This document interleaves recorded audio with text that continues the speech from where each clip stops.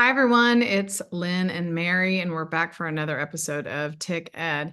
And we haven't really done much recording lately. We've been mired in the primaries and just been very, very busy. But we're trying to get prepared for the runoffs and what's happening with municipal races coming. The primary runoffs are coming March 28th, and then we've got municipal races, and then the primaries will head to the big race in the fall in November. And we're also trying to get prepared for the next legislative session. So much going on in public education, which is our primary focus. So yes, Mary, and congratulations, Lynn. You ran for precinct chair, and not only did you run for precinct chair, but you also coalesced a group of really strong patriots and grassroots who believe in the constitutional republic and America first. And you were victorious with I believe 3 out of the 4 that you coalesced. Congratulations, and thank you for all the hard work you did there. I look forward to working with each and every one of you there. Families Engaged has really been taking the time during this primary season, since we do not endorse.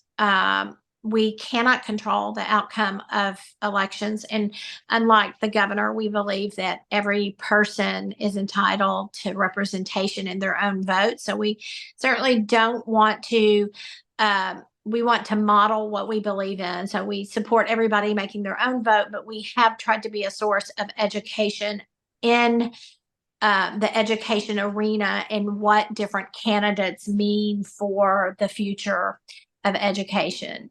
We've been very, very, very bold about. I endorse people. You can endorse people, but as Families Engaged, Correct. Not a Families Engaged endorsement. Correct. Right. Yeah. But it's given me some time to really, go back and rebuild some good structure and to get some good things lined up for us as we get ready, as you said, to head into the next session. We continue to be alone as far as grassroots, to be willing to put our heads on the chopping block, as many of the House reps have, to say that a voucher is not conservative, and that nothing about it ever aligns with the Republican Party, and to call out truth about vouchers.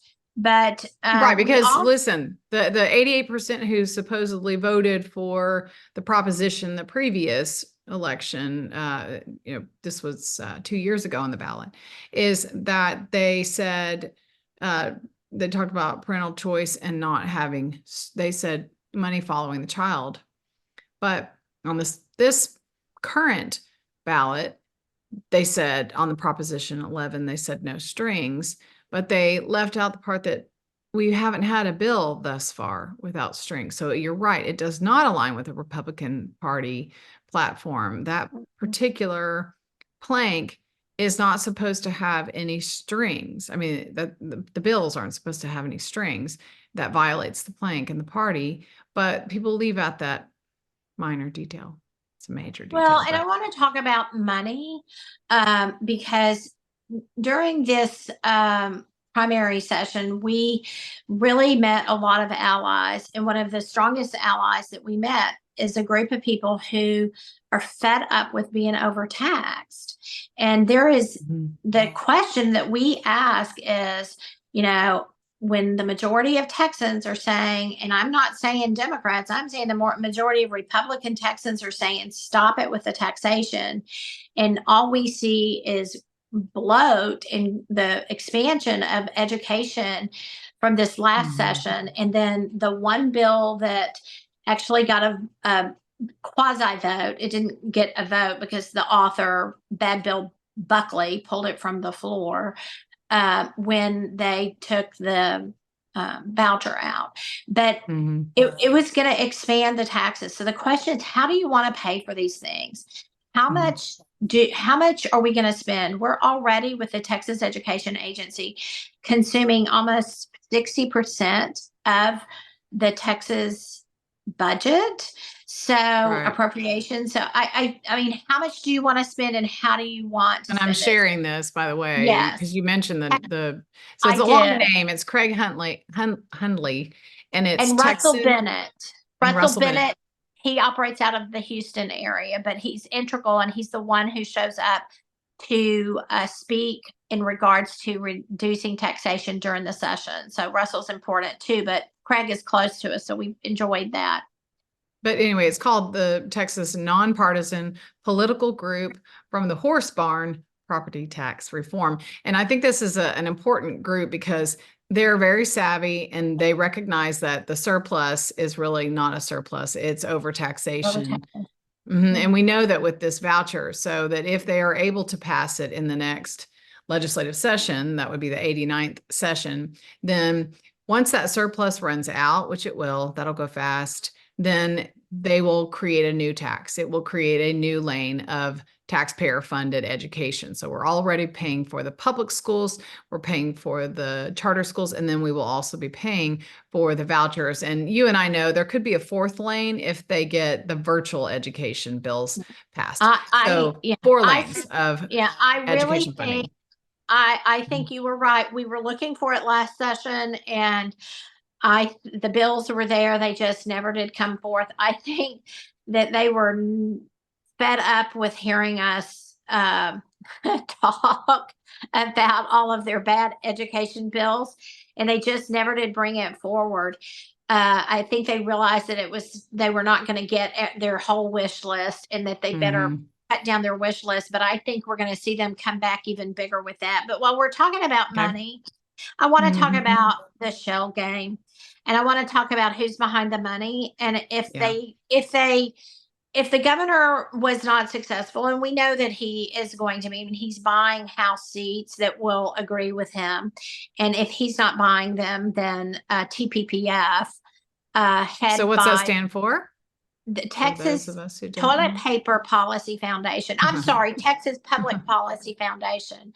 We Right. say toilet paper because everything Toilet they Paper do, Policy Foundation, because it's all just a bunch of junk. it's But we it call is them stink tanks because they really do they really mess with the representative form of government, because policy is where that's what happens before the bills become laws, is the policies are written. And these policies are written by special interest groups such as Texas Public Policy Foundation, and they've been instrumental in meddling. They've been meddling in public education for decades. And so we call them out, and we don't subscribe to the way that they do things. And we know that they lobby for bills, and bills that increase the spending. I mean, major spending comes out of these bills because each bill, like the House Bill 1, take for example, the one that Abbott he had an axe to grind with those who were not going to support House Bill 1, and so he's coming after them. Well, that bill was $34 billion. So we read the fiscal notes because that, follow the money, find the truth. And so that's what we do. We found that these billionaires, there's a number of them in Texas, and they're getting behind this agenda to privatize the schools and make the money follow the child. And with that comes the government strings, but also layers and layers of bureaucracy. The bills increase the government, they increase spending, they increase the Texas Education Agency, they also increase the comptroller's office. And so all of this money has to be laundered and funneled through these government systems, which are grown under these bills. So that's why we say school choice is not a conservative policy. It's not a conservative, these are not conservative bills.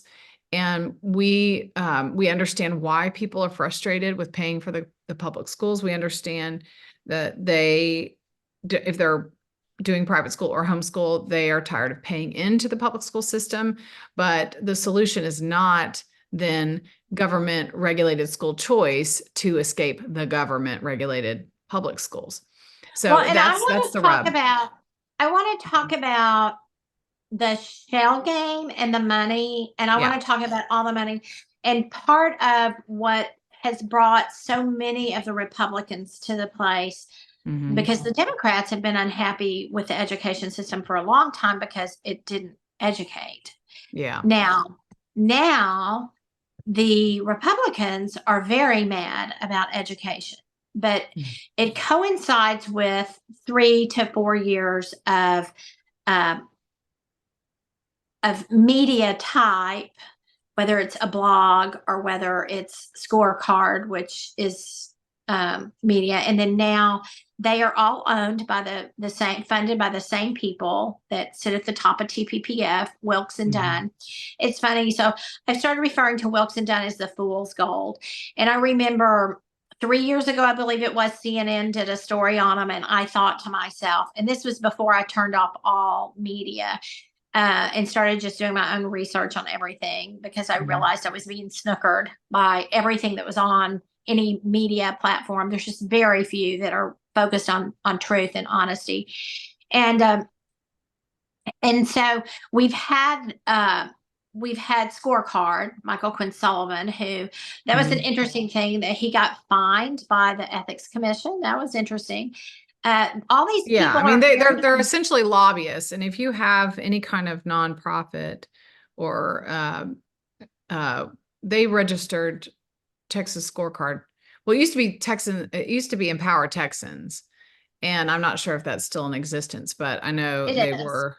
Yeah, it is, but they formed a new one. So they, I mean, talk about once people learn who they are and learn that Wilkes and Dunn is behind it and it's their money behind it, they just create another PAC, another super PAC for somebody else to run. Now they've gotten rid of one of their figureheads, which was Jonathan Stickland. They got rid of that, but he's not really gone. He's still very much there, maybe working in some other states, as they want to replicate what they are doing in Texas by owning the government and installing people into what should be elected seats because of the amount of money they use. They are controlling the narrative outside with the public. And one of the things that, I was sharing that I have learned is that battles are won in the public, that you have to control the message outside with the people. In order for something to be accomplished inside the dome or the Capitol, you have to win it outside. So knowing that and having studied that, Wilkes and Dunn have for many years managed to control the messaging outside of the dome. And the message that they have consistently sent and have bombarded citizens with is that all public schools are bad, all public schools fail, all public schools indoctrinate. Meanwhile, they're at TPPF writing the bills that get passed that do this. And they run their own company based on diversity, equity, inclusion. And then that's what you see isn't happening in our schools. That's what they believe in.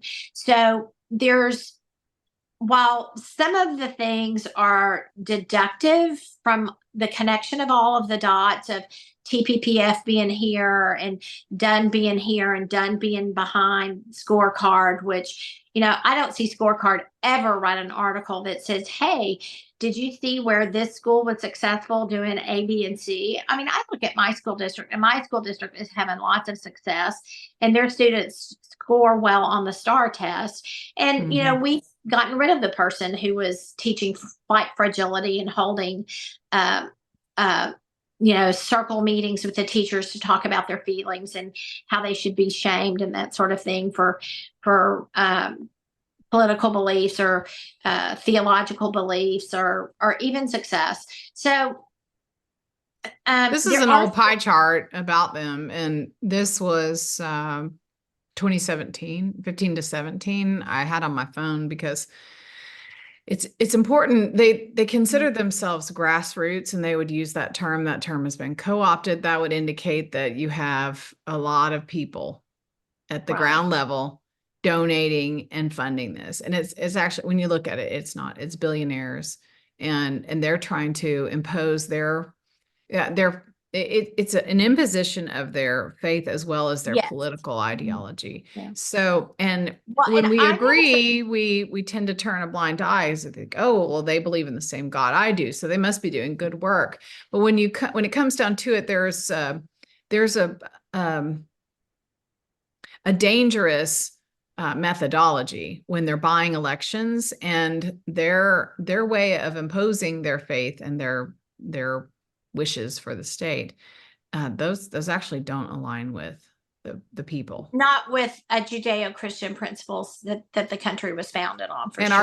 our vote and our voice. So yeah, Correct. I mean, and they Yeah. can sway elections, and so that's what they're doing through the governor and through the PACs and through the Astroturf, as we call it. They're changing the landscape in Texas. Well, Political. and this pie chart is definitely, I mean, Ferris, the dollar is quite a bit higher, and Dunn, it's Yes, quite it's a bit much higher higher. now. This is just all I And had. But Salisbury it's actually refrained from participating in this last election cycle. They did not donate to anyone because they didn't feel like there were any good candidates. So, and isn't David Middleton in that Mays? Is that Mays? David Mays? I think he's yes, David Mays Middleton. That's the legislator. He's now in the yes, Senate, but was in yeah. the And House. I can't So see yeah. all that, but I want to talk about, so Plan B. So it does look like that the governor and Tim Dunn are going to be successful at positioning. As the governor said, he couldn't get what he wanted by 4 special sessions. And so he was going to let the election determine. So he bought the election, and he had $6 million donated to him by Yaz for the specific purpose of getting school choice passed, a voucher. Yeah, and One of Yass the is in questions, Philadelphia. yes, one of the things I think people Yes. must be asking is, Lynn, if they're willing to spend this much money to get this, they're not doing it for altruistic reasons at all. Because altruistically, if they cared about education, they could be remedying the bad bills that they put forth that have created the crisis in education. This is for profit. This is for profit. It is for power. It's power for the governor. The governor doesn't need any more money. Now, maybe he still wants more money. I don't know when one begins to feel satisfied with their wealth. No, once they have a certain level of wealth, then it goes into the level of power and influence. Power. And sometimes those Right. are neck and neck. So, but when we talk about the money and the voucher, there is very clear, everybody should be sitting back and going, what does this really mean? Because this is really not an education exchange. This is really something else. And what are the unintended consequences? I mean, everyone should be pumping the brakes big time, like 18-wheeler squilling burn rubber brakes, because of the amount of money that is being put into getting this accomplished is a real clear indicator of what it really is. It is a profit scheme. It is not about the humanitarian crisis of the failed education or the upcoming humanitarian crisis of all the children who have just come across the border that we're not even talking about in the education system yet. So there's a shell game.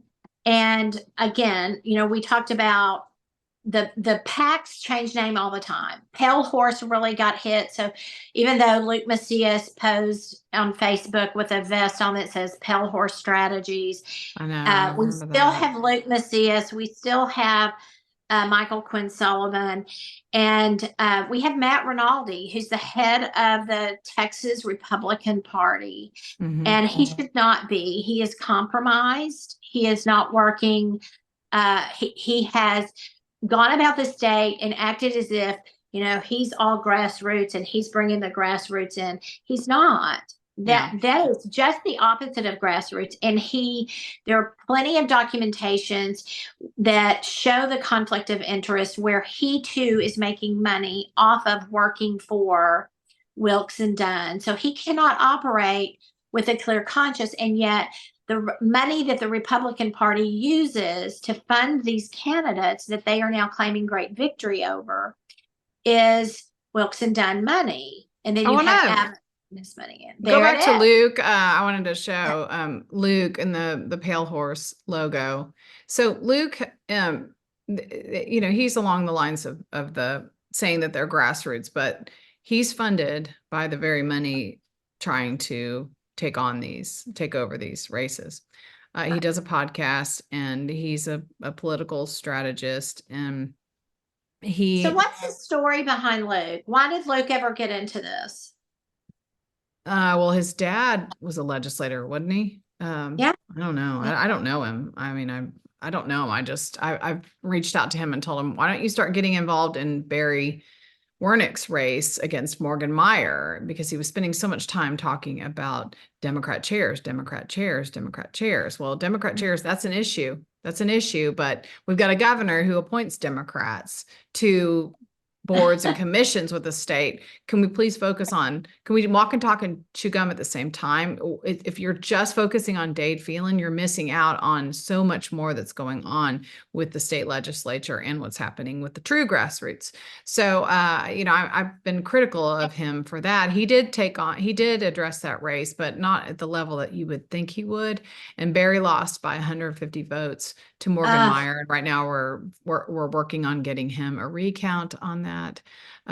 But Morgan Meyer also was the head manager for the impeachment against Ken Paxton. Yes. I digress.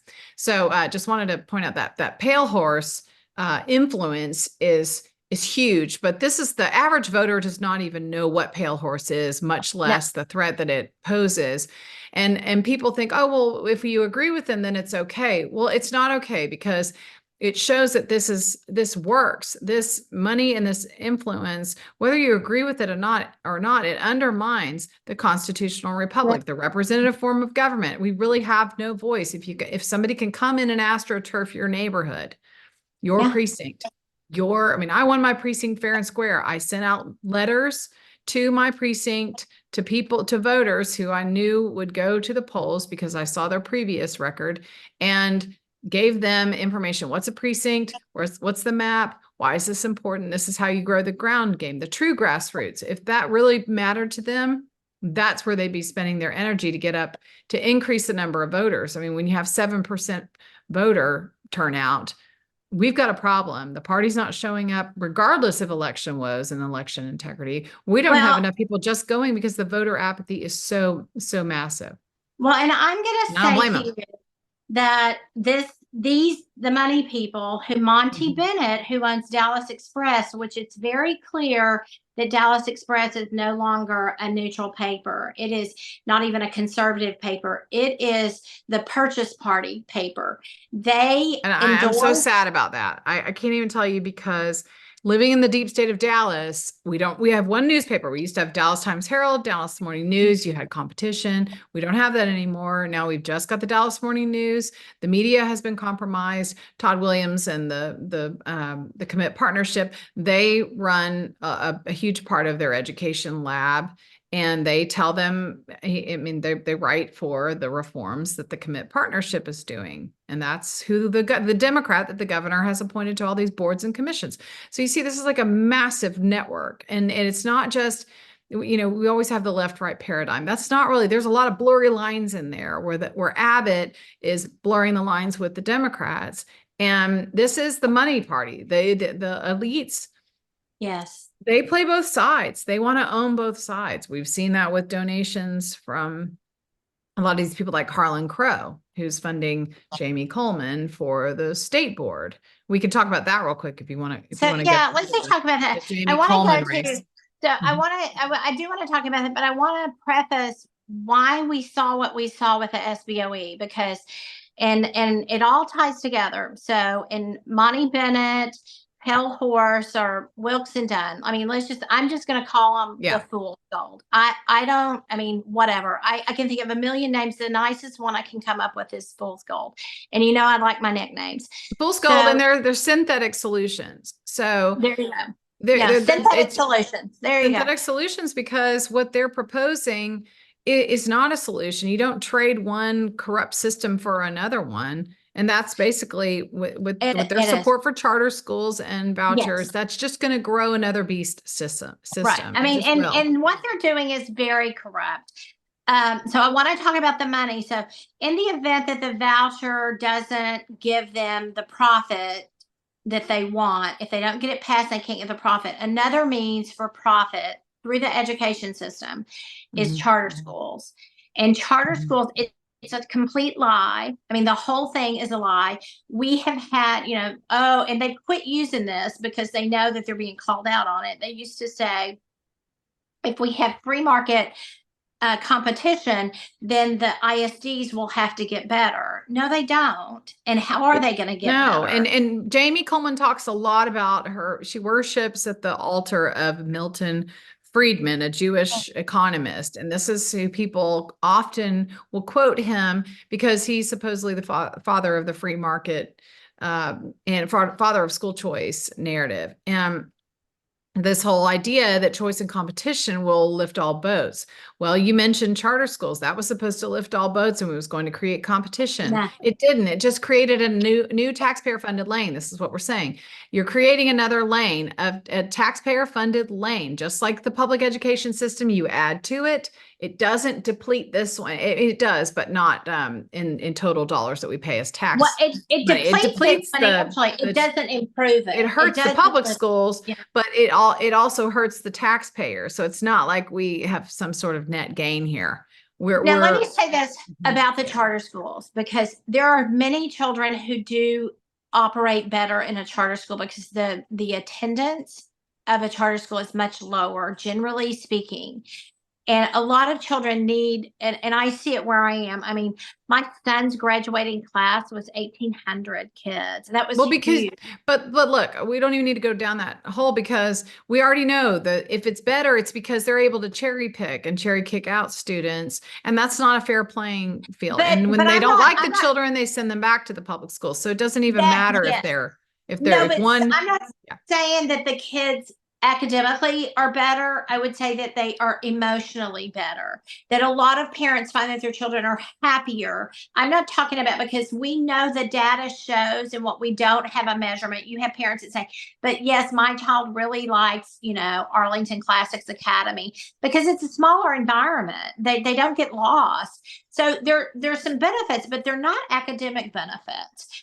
And there are benefits that could be achieved in other ways. So when you compare apples to apples, it all goes down to socioeconomic area. And then, but the lie is, well, and look at this. Look at, so Jamie Kohlmann has this on her campaign website, and she's running against incumbent State Board Representative Pam Little. And I personally endorsed her because she was my rep before I got redistricted out. I know her, I meet with her, and I know that she's fighting the same battles that you and I are fighting to review to not only review the TEKS, the standards, but also revise them. We've got math standards coming up. Jamie is not going to address those. She is interested in charter schools. We know this because she's funded by the real estate people. She is a real estate agent. She has the real estate funders because they want the charter schools for not only the dollars for the butts in the seats funding for the children in charter schools to siphon them the dollars and the children away from the charter schools, but also the real estate deals that the charter schools sit on. That's golden. And they get a tax break for having a school on this land. And then once they're ready to offload that charter school, they make gold when that land appreciates. This is the game in Dallas. This is the game everywhere. Anyway, so she's got this on her website as reviewing the commissioner's proposed award. And I think it's interesting they use the word award because that's what the state board does. That's their role, is to review charter schools. And if they approve them, then they are awarded those deals. Okay. And then charters can replicate, exponentially. So she says in her role, Jamie will evaluate proposed charter schools strategically, dismantling bureaucratic barriers and hurdles that impede their establishment. So they do not want any, they want no barriers. They don't want anything to impede the charter school proliferation and replication. So, well, and I just want to go back to, okay, so this is why, I can blow this up if you want to read that better. Is that better? This is why these good school board members were attacked. This is why Jay Johnson was attacked. This is why, and installed was Aaron Kinsey, who installed as chairman of that board. And already we're seeing that he is using a very heavy hand to control what can or cannot, and anything with much I mean, I don't like what I am seeing at this point, but beyond No, not liking that, somebody's not honest. no, they're not. I had a conversation with Jamie at the minute she signed up and said I wanted to sit down and meet with her. Mhm. I just wanted to educate. I wanted to learn who she was. And she agreed to have a meeting. She was going to get back to me with a date. And I asked her, I said, just out of curiosity, did TPPF ask you to come and run? Because I knew she had worked for TPPF. Mhm. And she told me that Aaron Kinsey did. And then, Aaron which I Kinsey's the haven't chair. spent, Aaron yes. Kinsey's the chair. He was elected, what, 2 years? So 2 years Uh-huh. ago? Yeah. Yeah. He's up for Two re-election years right ago. now. Yeah. He Hmm. was installed basically by the charter school and the school choice Hmm. people, the charter school people more than anything, Hmm. because Jay Johnson did not vote for a charter school because he promised his school districts he would not advance a charter school in their school district, and his school districts didn't have academic issues. They had some other issues, but not academic issues. So he promised his Hmm. schools and his constituents that he wouldn't put a charter school in that area. I mean, look So at this. She says advocating for educational freedom and school choice. She champions charter schools. So here's the thing. It's a conflict of interest. If you're running for the state board and you're yeah, not interested in what they're learning, how they're learning, and who's profiting, if you're not interested in the TEKS, the standards, and how the state board, the role, that's the primary role of the state board. Yes, they approve charter schools, but that should not be your goal to undermine the 5.4 million children in the public school. So if you're really concerned about those trapped in failing schools, would you not make that your passion to give the children what your kids are getting? And her kids are going to elite private schools in Dallas, or yeah. an elite private school in Dallas, where they don't have an overabundance of education technology and experiments and learning labs and all of this mess. They get books, paper, pencils, and teachers. And the money that we would save on all of this wasteful technology, we could be spending on training the teachers and giving them what her children get in her elite private school. But no, what is her passion? It's school choice vouchers, which a state board cannot vote on, and two, charter schools, which we've had for 30 years. I haven't seen it move the needle other than moving the money needle into the pockets of the real estate people. Why is a real estate agent so passionate about Yeah. something that lines the pockets of real estate investors? Ask Well, and yourself that. And then we've not got Kate, her new campaign manager who's blocked me on Facebook, who we've been Facebook friends for years, KD Sims. Like, okay, now that you're on the payroll, now suddenly you are going to block me because I'm telling the truth about what this candidate is saying and doing. She's lying about her opponent, who's Pam Little. Pam Little is not going to lie to get that seat. I well, would not, had no incentive to lie. I could have lied and said all kinds of things during my two races for school board and community college board. I'm not going to lie at all costs and just so I can get in that seat. And I don't appreciate her posing as this, good conservative Christian. And she's lying about Pam Little and what Pam Little's role is and what Pam Little has voted on. They're lying about it. Sorry for well, my and the soapbox other over thing here, is, but KD's making an issue and going after Pam Little and saying that Pam Little has done all these things. That she took money from a local school board member. that's a What? one-off donation. We're talking Jamie has $50,000 from billionaire Dick Dick Weekly, a real estate home. I mean, come on, 50,000 from him and all these other billionaires like Harlan Crow in Dallas. What does Harlan Crow know about the state board? His kids, aren't in this system. I resent the fact that these men, they stick their nose in here and they don't know what we're dealing with as public school parents. We never solve the problems in the public schools because we're off chasing these synthetic solutions. I'm Yeah, tired but of it. that's not true, Lynn. We met with Dick Weekly for almost a full year on a very consistent basis about the problems in education. And he just used the information that we gave him to counter us undoing Yeah. the corruption that was happening at the Texas Education Agency. They just pretend protected their friends so that they could get all of the data off They of could the get, children. well, and they could get the bad bill passed, that Buckley bill, the House Bill 1605. 1605, That was yeah. Dick's, what he called his curriculum bill. So yeah, there's Yes. there's the other layers to this. It's not just charter schools, it's technology. It's a full scale So takeover. the main takeaway today is the synthetic money, the synthetic, the art, Solutions. the astroturf, whatever you want to call it, the artificial turf. It's very sad to me when you have been in the trenches with someone, because this is a battle. It's a lot of it is a spiritual battle for the well-being of children and the future of our country. And it's not a right left, which we often talk about. It's not right left, but there have been a very strong group of people that have stood for integrity and truth and principle, party principle. Yeah. And we don't lie about other people. We don't do hit We don't pieces need to, on other Mary. people. We've got the evidence. There's no incentive to lie. Right. I mean, come on. But Like when you see it's somebody like KD who literally is in the trenches with us, stick a knife into people's back and turn and take a job with the people that stand for the very thing. I mean, that's a problem. And I now, know. who's next? I mean, I know, but it's the thing, very unsettling.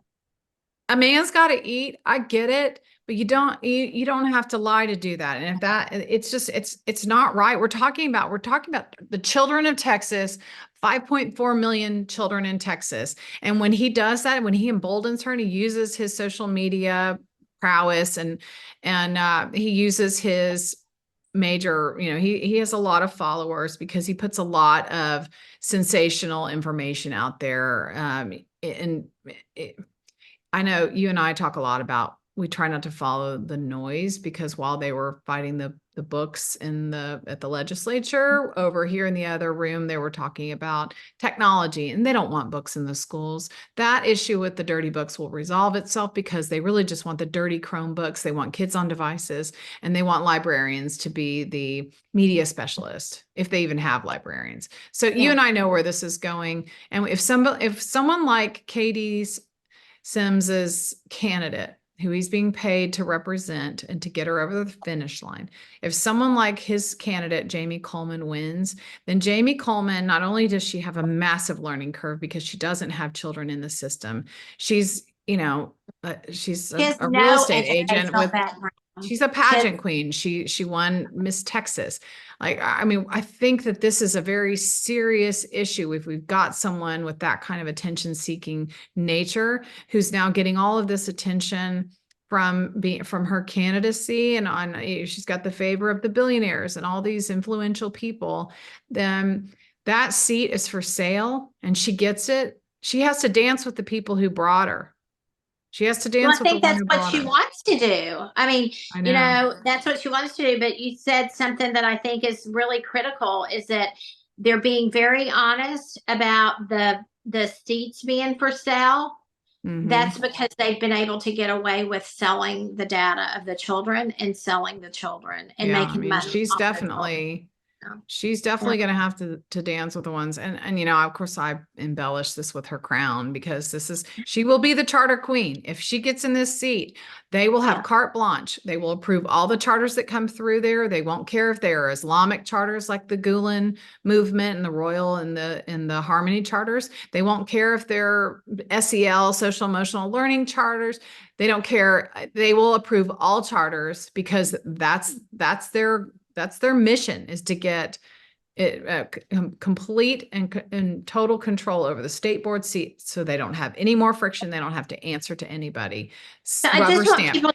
Want a rubber stamper in there. Understand and to realize who's behind this, and that we now have a failed Republican Party in the state of Texas. And Texas has the 7th or 10th largest economy in the world. And we educate 10% of the children. And we now are about to be fully operated by the purchase party. Everybody who returns to their seat as an incumbent is not going to dare to challenge anything that this governor wants. And this governor is a globalist. He is. And he appointed this guy. Yeah. And I marked out on her thing, on her mailer, it says the current SBOE allowed liberal education policies to seep in, indoctrinating our children. CRT and DI. See, she uses all the dog whistles. And what she's being disingenuous about is Pam doesn't want all those things either. Pam has tried to hold the line on those things too. We've watched her do it. We've seen her votes. TEA and Marath, those are who are allowing the liberal education. The governor is who is allowing the liberal education. He appoints the commissioner who's been there 8 years. All the contracts. Yeah. So we've really, this is a long one for us. I know.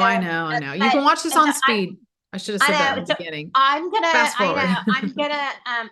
it here, and we might just turn around and put another one. But what I want to end it on is remember that the children have been for sale, and remember what Lynn just said about Marath, because she's a candidate. What's happened also, along with the SBOE members, is we came along and we started meeting with the SBOE members 3 years ago. We started showing them all the evidence that we had, and they all learned that they could not trust Marath. So they started challenging Marath, and it's taking him longer to advance his agenda. He may still get it, but it is taking him longer. Ding, ding, ding. And that's another little issue here. And so once they get rid of the majority, and they have the wing nuts, carte blanche, and they will have he will have carte blanche. And I think the irony is people think that, we always, he's against the books. No, he's not. He wrote a letter. I was talking to, well, he's against books because he wants technology, but he's not against the dirty books. He's bringing in the dirty. Right. Yeah. He's bringing in, when we've seen it. I mean, he's told the story about the guava, the nasty guava story. We're going to talk about that on our next ticket, because we're going to do a little teaser for Bonnie Wallace, who's going to be speaking, and we're going to talk about how the that legislation that she's hopefully going to get is going to help us to keep it out of the technology as well, and how important it is, and how the two intersect, because what we're doing intersects with so many, and we've grown so exponentially over the past since legislation ended, and I'm looking forward to being more organized and more planned and more efficient. However, they have spent more money, and they have more power and control, and nobody is going to dare challenge this governor. So what does that mean? We have a purchase party, and we have the Democrats. And when you accept the endorsement from the governor, that's an endorsement for the governor and his globalist policies and his behavior and his lack of addressing the border and all the other things he's ignored, because all he cares about is school choice, because it is a global Trojan horse. I don't care if you can see that or not, that we know that that's what that is. We've studied this enough. I've been studying this since 2016. I know that that's what this is. That's why all he cares about. What better way to access those who are not in the system, the private school and the homeschool kids, is to dangle the money carrot. You dangle the money, you can fold them into the same system that we're in with the public schools. So if you can't see that, I'm so sorry. Oh, and KD, I tried to call you yesterday because I wanted to talk to you. So if you're watching this, then I would say, it's too bad that you are choosing to ignore the truth. And I'm sorry that you can't handle the truth, but I'm here if you want to talk about this, because I want to resolve this. And unfortunately, if you block me, we can't do that. But I'm speaking the truth. If you don't want to hear it now, you didn't mind the truth when I was talking about it for years. Now that you're on the payroll, you don't want to hear the truth. You can't handle the truth. He can't handle the truth. I'm just fine being blocked by Katie. I do not care. I don't have time for Katie. Yeah. But it wouldn't be the first. Call you, that's fine. I've already spoken to KD, and KD has he's on that tax return. Got bananas in his ears. Yeah, they get bananas in their ears. Bananas are on sale, by the way, at Trader Joe's, 19 cents. Okay, good. What a deal. All right. Thanks, y'all. And we'll be back for the next round. And Let us know what we can do to help you. Bye. Yes.